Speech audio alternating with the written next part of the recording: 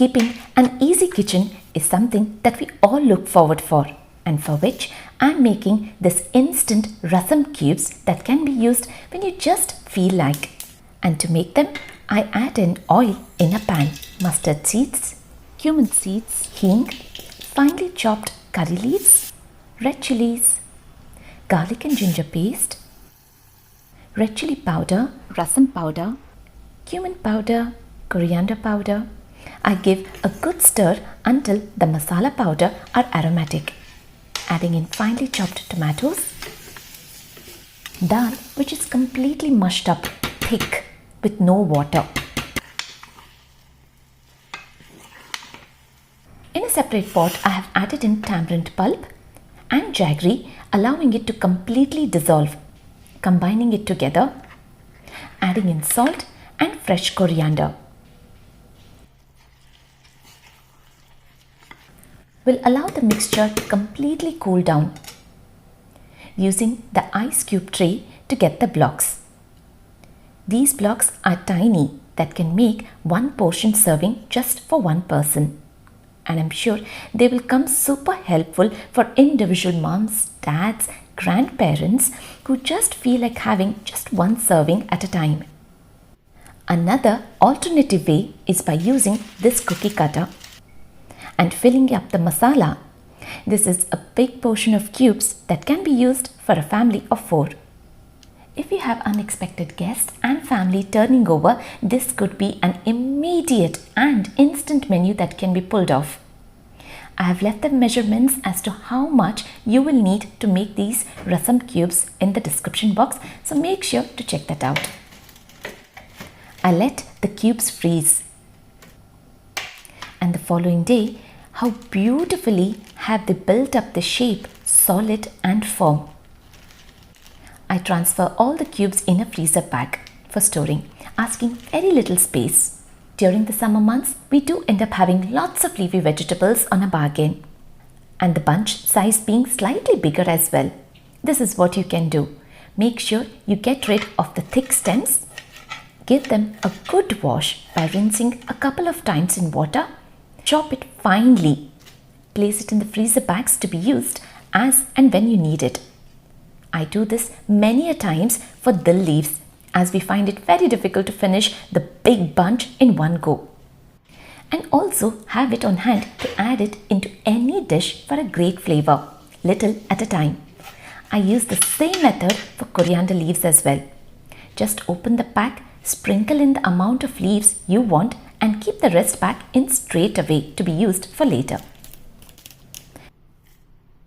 Curry leaves can either be dried or frozen. Easier option to freeze. Giving them a good wash and transferring it straight away to be used as and when needed.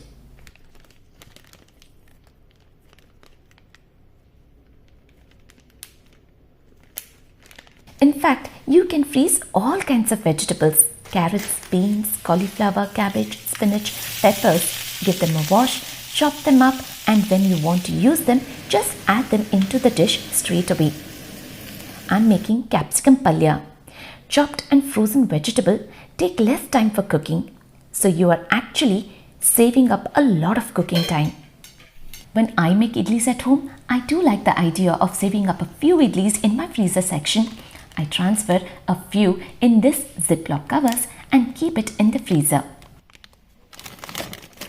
And the apple crumble which I made is in a big portion, and I don't think we'll be able to finish all of it. So I'm going to save up little of it to finish now, and I'm going to transfer a little portion of it into the freezer bags. I'm using these silicone bags to transfer the apple crumble to keep it into the freezer. The whole idea is to know how much you can finish now and how much you want to save up for later. Few chapatis left over from yesterday, and the sabzi is all over. I don't think we are willing to eat any more chapatis now, and nothing can go waste. Everything has to be used, and moreover, these chapatis will come in useful the days when I don't have the mood to cook or the time to prepare chapatis. Now basically, I'm showing 2 different ways of storing the chapatis. I'm using the baking sheet. I'm going to cut it into the size just accurate to fit in the chapatis. And now that I have these leaves ready, I'm going to place one chapati and layer it up with a baking sheet. In this way, the chapatis, even after freezing, won't stick to each other, and the baking sheets can always be saved up after the use. You can save them up in the freezer to be reused. The next method what I follow regularly at home is saving up these plastic leaves, including the outer pouches as well from the supermarket. Shana paratha is something that I used to get all this time. I layer up these leaves, plastic leaves, in between the parathas and the chapatis that I need to when I am freezing anything into the freezer section. Rather than using the baking sheet, I think we could just reuse these covers by saving them up. I place them straight into the freezer rather than keeping them outside.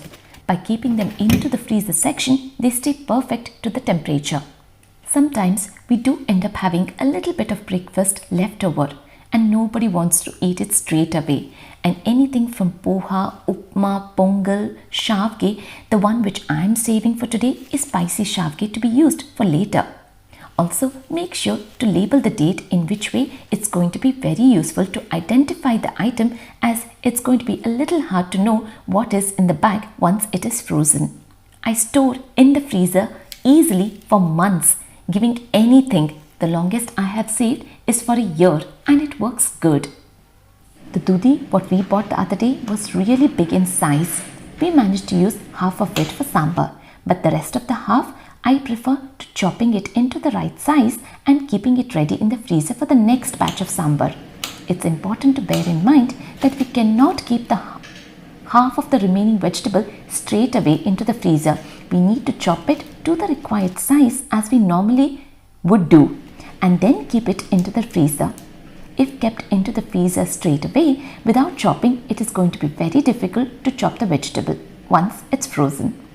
I also make sure to keep and save the skin of the dodi for making chutney. Sometimes it does get really difficult to eat everything at once, but when saved up for later use, we can actually enjoy the dish more. And also the idea of eating different varieties in a day than the same vegetable being used. Now, certain days that I make it a point to prep and keep things ready in the freezer. And this is one of the day I'm making the dough ready for making the parathas. And now that the dough is ready, I allow it to rest. In the meantime, I also noticed that lots of fruits that we have bought at home, making it really difficult to finish, and it's getting too hot as well. Before they perish, I prefer to freeze them. Banana chopped in a separate pouch. Mango is from last week's shopping and it's still not finished, so I prefer to chop it down and keep it in the freezer section to either be used for making ice cream or smoothie. I thought I should be showing you all on how I use ice cube trays at home, making the ice cubes more interesting with different flavors in and different colors as well. Strawberries, lime, cucumber, raspberries, mint leaves, and I have my tiny oranges as well. Raspberries, lemon slices, oranges, cucumber slices, strawberry slices, and mint leaves. I fill in water in all of them, and the first slot I add in milk. It's not just the kids, but I find these ice cubes lovely to use in my glass of water. Can't wait for them to be set. Green chilies stay fresh for a long time, taken out the stem, given a good wash, and I transfer in the freezer bag. I use them regularly this way. This is the batch that I have ready. You can see and hear they're frozen. This was the batch that I had made when I was going on a holiday. Any vegetable in the fridge can be washed, chopped and freezed before going on a holiday, as you don't want anything to go waste. And at times it does get a bit difficult to finish each and every vegetable, but this hack definitely works. I use a lot of green chili paste in my daily cooking, and this is how I make green chili paste ready by adding in salt and scooping in a teaspoon of green chili paste into the ice cube tray to be used for later. I cover this up with cling film, and the remaining I transfer into the jars to be just refrigerated for the straight away use. I also have this home remedy medicine which works wonders in children and adults for cough and get rid of phlegm.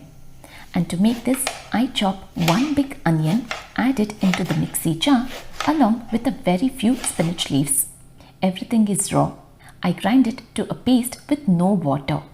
And it's very important to add the onion first, in which way it grinds faster and easier. I scoop in 1/4 teaspoon in the ice cube tray, ready to scoop out just when I notice even the slightest of the signs of either cough, cold or sore throat. I scoop it out and defrost it for at least 30 minutes at room temperature. And then I add in lots of honey. We can take this as many as 4 times in a day. You can instantly see it working with wheeziness not building up as the phlegm gets all cleared up. This is one of the best home remedies that a naturopathy doctor has suggested that we stick on to. After all that I'm prepping for storing food in the freezer, seriously, I don't have the time to cook something for me now. And I'm super hungry. Taking a break, and I recalled that I have idlis in the freezer. I gather a bowl, place the frozen idlis, adding in very little of water to create moisture. Cover it up with a plate and microwave.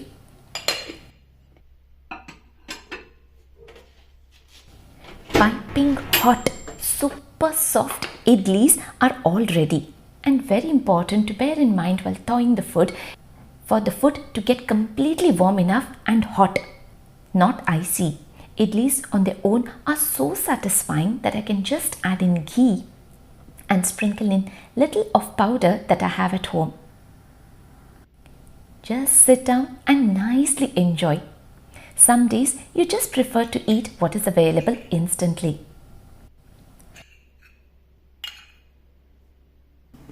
I have just made a portion of saru or dal, which is in a liquid form, to show how you can store this as well. Curries, dhal, sambar, rasam, any kind of sabzi, either leftover or made to freeze, can all be stored in the freezer for a very long shelf life. Homemade samosas, kachoris, patties, puran poli, Manchurian to rice and vermicelli can all be frozen too. Now that I have my chapati ka atta ready, I have plans to make 2 different types of parathas, which I can pretty easily use to pack food for my children and as an after school snack as well. This is definitely a great way of packing up food just in times of emergencies when you are drained and do not have the energy to cook. Homemade, clean, tasty with no preservatives added. I make just a fist-sized chapatis. To this, I add in generous amount of ghee and sprinkle in rice flour. I spread it evenly and then roll it and swirl it, creating layers. And then roll it back again. On the tawa, I add in ghee and make this pulka on both the sides.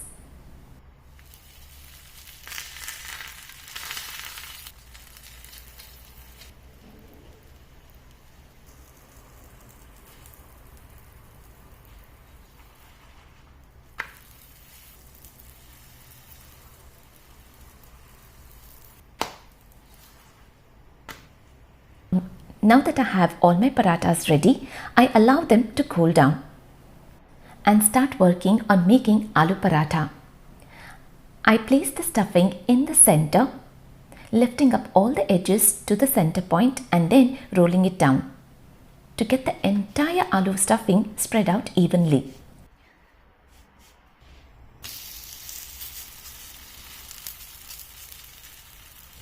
I add in oil and make aloo parathas. I have them ready too. Once all of them are cooled down, I use the shana paratha leaves. Rather than just binning them, you can reuse them at home. I layer one paratha at a time with a sheet in between and place them, all of them, in a pouch. Keep them separate to know where is what.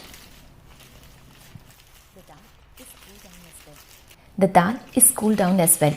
You can store it in a glass container or in the leak-proof silicone bags just the way I am doing, which require very less space for storage. I place all of them in the freezer to be used in the coming days when I need it.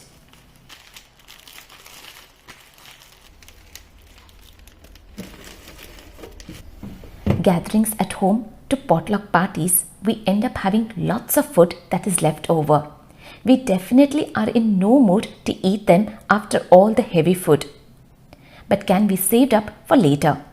Bondas, pakodas to bhajis too. Fresh coconut can be a hassle to grate. I prefer doing it all together at a time at once, but I use very little of it at once. If refrigerated, can go spoiled. So I prefer freezing it in a cover and then using it in all my dishes, even though it's just a small portion, but I now will have it all the time readily available.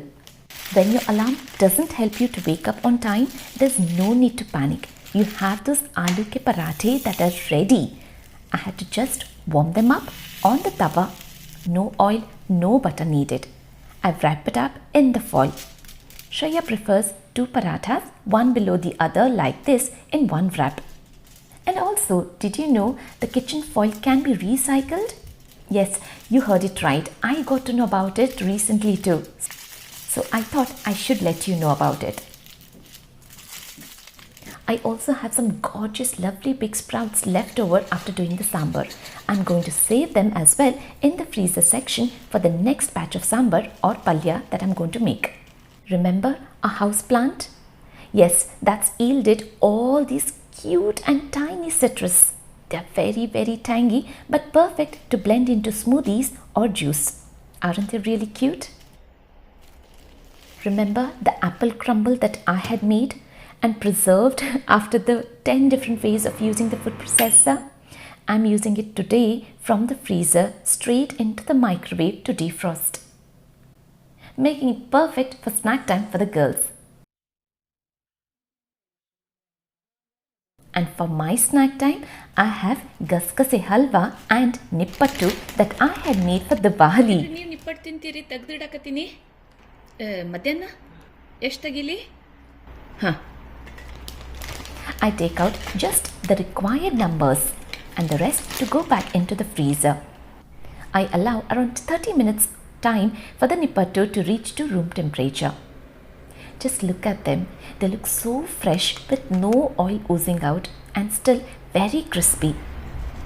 This is just the thing I just love about storing my favorites in the freezer. You can have it just when you feel like, instantly. And I'm nicely enjoying these crispy nippattu along with lots of sunshine. The dudi is now being used to make sambar straight from the freezer into the pot with some hot water to defrost. Sambar is ready. Cooking is all easy when the chopping is done.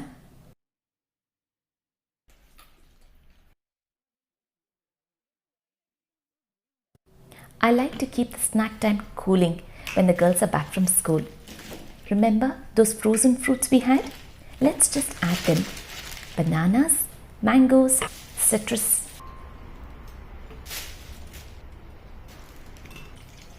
milk, yogurt, honey, sugar, and very little of water to make a smoothie. I allow the fruits to defrost for at least an hour at room temperature. And yeah, after an hour when they are back from school, I make garma garam parathas. They taste good when served hot.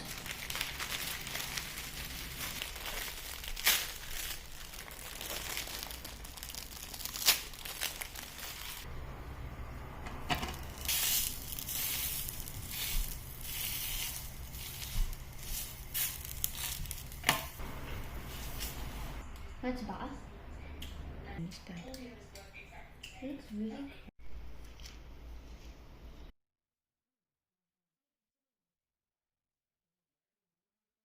Rasam or any kind of sabzi has to be defrosted for a way longer time, say at least 4 to 6 hours time at room temperature. You can see it's all frozen to hard solid ice. After 6 hours time, I microwaved saru. Now you can see it's all in its natural form to eat.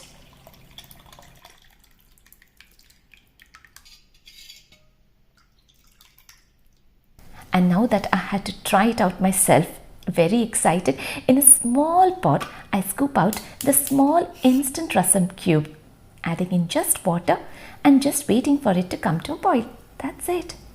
A perfect, relaxing lunch. Just what I feel like to have at times. It was just my portion of gaskase halwa that was left to be heated in the microwave. And I also desired to have chana dal vada. Maybe just one. Now this is what I fancy about storing food in the freezer. Just when you feel like, you can have it straight away. Time to treat myself a little bit more with these lush cubes, making my lunchtime not just interesting but fascinating too.